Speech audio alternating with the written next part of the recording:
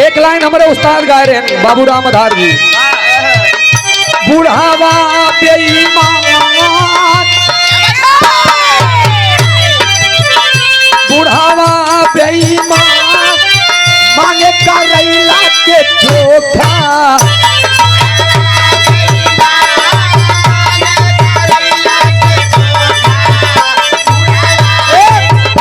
इतने ना वो जब बीता ना तो तीसरे साल में आए तब एक लाइन लिखे। नहीं नहीं आवा कैसे मार साहब। दुल्हा दारूबाज घोर में करे नौटंकी। फिर एक गाना हम लिखे। जर जोरू जमीन तीनों झगड़ा के। लेकिन ये बात बताओ थी तब के औरत और अब के औरत में अंतर देखा परिवर्तन। धन ठानी नार धन उहो धन होता कनक कनक ते सौगुने मादिकता अधिकाय। जो पाए तो बौरा जो खाए तो बौरा। एक कनक माने सोना होता एक कनक माने धतूर आए। तो सोना जे ज्यादा पाई जात वो बौरा आई जाता जे धतूर खाए ले वो बौरा आई जाता। लेकिन ध्यान दे आप लोग कैसे। धन ठानी नार पाइन बलम बौरावा।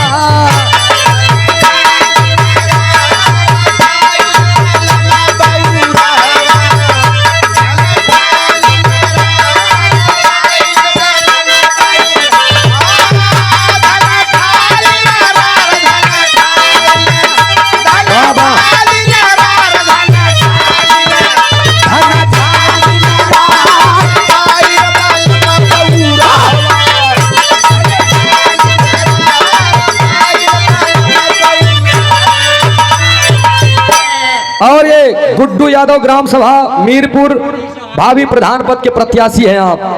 200 रुपया का पुरस्कार देकर हौसला अफजाई किए हैं। आपके श्री चरणों में कोटि नमन व प्रणाम व माई भगवती करें। प्रधान पद पर विजयी हो प्रगति के पद पर सदा अग्रसर रहे। बहुत बहुत शुभाशीष।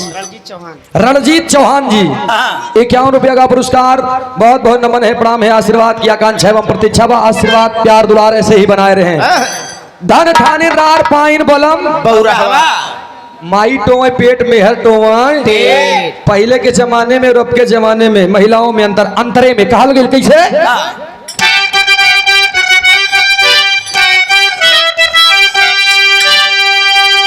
तब के औरत पति के अपने निस दिन शीश झुका।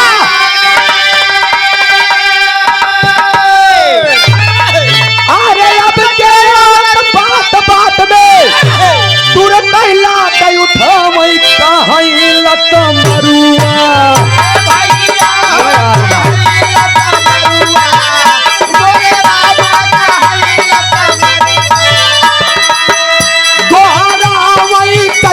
गुसुरुआ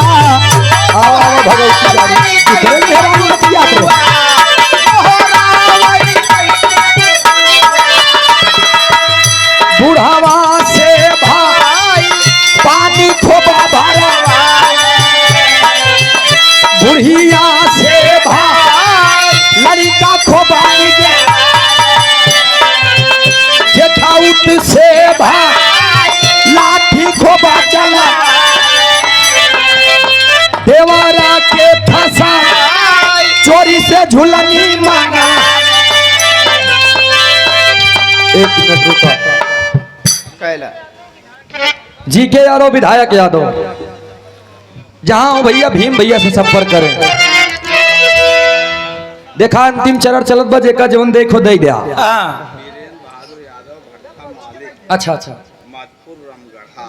और ये वीरेंद्र बहादुर यादव जी भट्ठा मालिक मधुपुर रामगढ़ा से।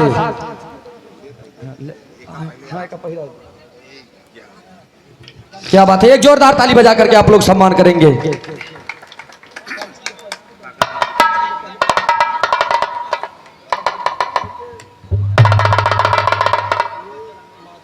आप लोग भी माला आइए। माला आप लोग। और ये भैया आदरणीय सम्मानित श्री उदयराज यादव जी माता जी के पुत्र इनके भतीजे वीरेंद्र बहादुर यादव भट्ठा मालिक NBY मधुपुर रामगढ़ा से वाह 1001 रुपए का पुरस्कार देकर सम्मान की एक जोरदार ताली बजा करके आप लोग सम्मान कर दीजिए। बहुत बहुत नमन बा। ए रुचि तू ताली बजा दे, तू हो सके 1000 मिल जाए। वाह क्या बात है। आप खाली रहेगा हाँ खैर लालच बुरी भला है। बहुत बहुत नमन बा, प्रणाम बा। माई भगवती हर मोड़ पे तरक्की दे। ऐसे मांगत रहा बस। पैसा देते भैया मैं तो पहिना दी अखिलेश यादव पूजा वस्त्रालय मधुपुर से 201 रुपया का पुरस्कार। माई भगवती हर मोड़ पे तरक्की दे, टेंशन न ला, हम आशीर्वाद देते ही काल के डेट में 4-6 सूट इकट्ठे बिक जी हैं हमारे हिस्सा। बोले रखे तो ओकर रखबे नहीं करी सी और ये सभाजीत यादव पूर्व बीडीसी रमगढ़ा से 201 रुपया का पुरस्कार। बहुत बहुत नमन है, प्रणाम है, आशीर्वाद की आकांक्षा एवं प्रतीक्षा बा। ऐसे प्यार दुलार बनाए रहा भाई का कर दिया। अच्छा एक बात जान लिया, तब के औरत पति के अपने निस्दिन शीश झुकावे। देखा ज्यादा समय न ले, हम तनी से हंसतो रहा, लेकिन इनमें इंपॉर्टेंट बात मिली। अच्छा भैया जितने लोग भोजन ना किए हो आप लोग जा करके भोजन कर लें, काहे कि लास्ट अंतिम चरण चल। अरे तू कहाँ? नहीं करे है ये तोहार मास्टर। अरे बेटा बैठो बैठो। एक बात तो भाई हम बताए दे ते लोग से तो का और मिर्ची लग जाई। नेवता पाए यहाँ, नेवता सिर्फ हम पाए यही, तू लोग बिना नेवता के आई यहाँ। अरे जा ना ना बैठ जा बेटा बेटा बैठा। आ यार जहाँ लीडर हूँ तू ई ढेर अब नशा चढ़त बा दूसर। हाँ समझ ला समझौते रहा, कोनो जगह हम समझाई दे तो मंच के नीचे चला जाइए। लेकिन है भैया अब तनी हमारा गीत पे ध्यान दिया। तब के औरत पति के अपना निस्दिन शीश झुकावे। पहले के माई बहन लोगन के हम बतावते रुचि काहे बिना हम बताए कि और कर लो के हर चीज हमका निकला गत रहा। पहले के दाई माई काकी आजा बाबा के बहुत सम्मान करें।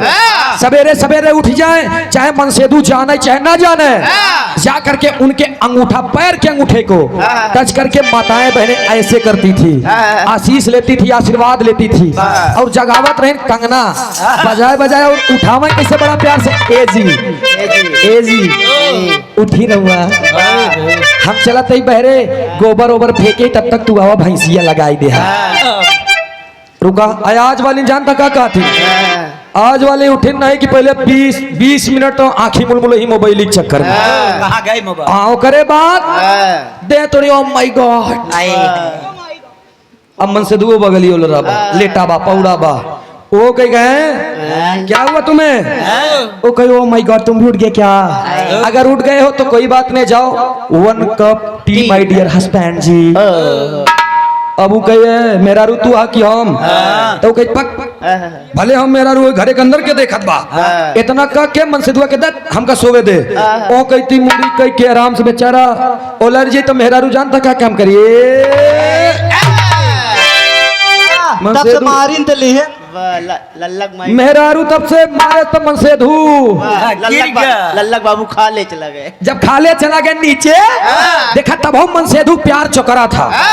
ओकरे बाद पिरात बाल लगा बा उठी तो कहीं अरे ते समाधि कारी लगा बा कि मर्द की मोहब्बत हो था। अब इन्होंने कहा तनिक कह दे तुमसे बोलना ही नहीं चाहती मैं, तुम जबरदस्ती बोलते हो। ये 201 रुपया का पुरस्कार। नाम दिनेश यादव साड़ी सेंटर मधुपुर से 201 रुपया का पुरस्कार। बहुत बहुत नमन व प्रणाम व आशीर्वाद की आकांक्षा एवं प्रतीक्षा बा। तोहरा समय आई घबरा जी। हमार समय आई लेकिन हम मेहरारू के बहुत ठीक से रखा। घबरा जी तो और बिया हवे न हो ठीक से रही तब हाँ ठीक है सर पागा तोरी नहीं थोड़ी टांग था कुछ रही है। लेकिन ये भैया तब के औरत पति के अपना निस्दिन शीश झुकावे। अब क्या औरत बात बात में तुरंत ही लात उठावे कहाँ लत मरुआ। गलती से अगर कोनो मेहरारू का आधार कार्ड गिर गया या प्रधान कह दे जा तनिक दे अब फलाने बहू के लई गंदई दे मेहरारू ताक लेस की अरे बाप रे आज तू लोनियमा बहू के घर रे आधार कार्ड बतियात रहा तू मुंह में मुंह डाल के इतने ना आवत तो का बताए घरे में आन तो बेलन लई खड़ी बा भले चाहे तो लई के ऐठत रहा जबरदस्ती मन से दू एक खिदे झौड़िया आए लेकिन ऐठा थिन बहुत। अब बुढ़ाऊ से भाई पानी खोप आज के जनरेशन की बात बताओ थी। बुढ़ाऊ दादा हरन से पहले के दाई माई हरन एथा बड़े सम्मान दे कि जैसे हम एकरे साथे करब ओइसे हमारा पीढ़ी हमरे साथे कारी। आज वाले कहीं ये बाबू ए 2 बाल्टी पानी भर दन नहा के बनाई दे हुरल नहीं आज एतवार भूखा ही रहा ब्या। हम बुढ़िया से भाई लड़का खोप बुढ़ियों के न देखा कराई उन्होंने लगे जाए कि एमा ये बैठे बैठे 14 रोटी खा दिया भाई से मोटा दिया हलाला लड़का वही मीज दिया या मिर्जा मां कहू तो हर साल एक लड़का हो आओ वर्षा है लोई मैं रिजिया बहन तियाई रणुआ पे इतना जानत बा और का आवे भैया ओकरे बाद जेठाउत से भाई लाठी खूब चलवावा जहां जेठाउत टाइट बा जेकरे मारा मेहरारू किधर उधर काम नहीं होई पाता हुआ झगड़ा लगाए दे तो दोनों जने अलग हो गए अब तू अपने मन के होई नहीं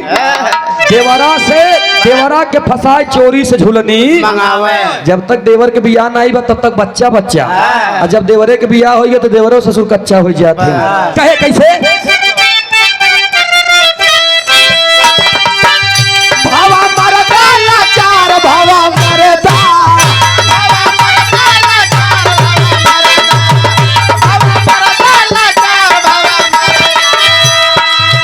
भावा मरदा लाचार पाइन बलम बौरावा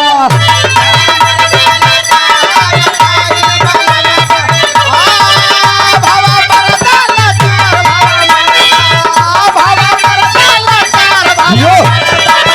भावा मरदा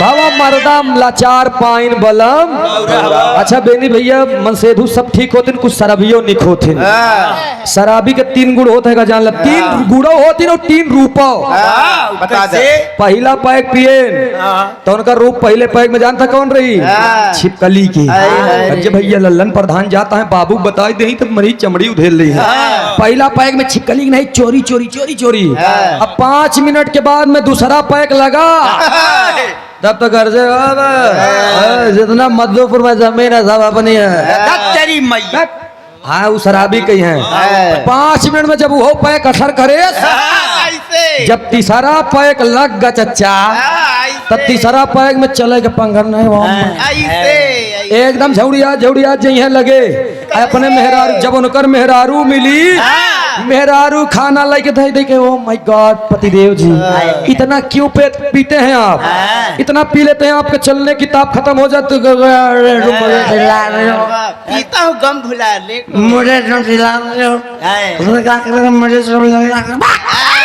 मतलब सुअर हो जी पहले हम छिपकली दूसरे में शेर तीसरे में सुअर का कहा था कोनो भरोसा कोनो सफाई मेरा रुआ वो भी आई जाता यही सल अगले हम लास्ट लाइन में एक और अंतरा देते के बाद खत्म डाइंड आई मासा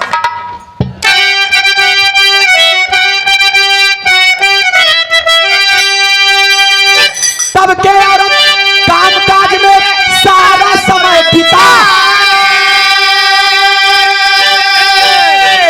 अब के औरत मेकअप में ही सारा समय गवावे चेहरा चमका